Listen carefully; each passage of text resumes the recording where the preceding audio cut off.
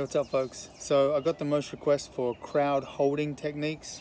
Now I will get to the other stuff, so don't worry. Holding a crowd is all about having an unbreakable show structure.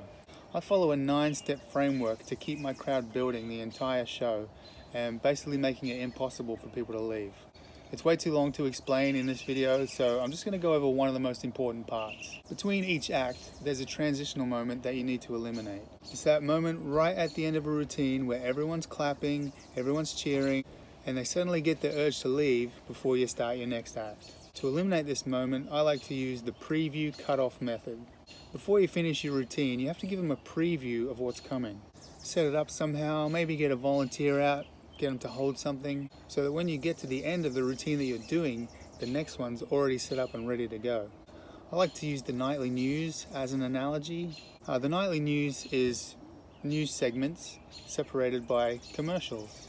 What do you do when the commercial break comes? You get up, you go to the toilet, you get a drink, have a smoke, whatever it is. A commercial break in the nightly news is your transition in your show. Now, what do they do to get you to stick around before the commercial break? They give you a preview of what's coming after the commercial break.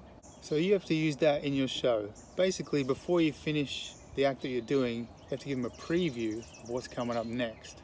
Basically so that your two acts overlap and there's no middle section. Then you have to use the cutoff.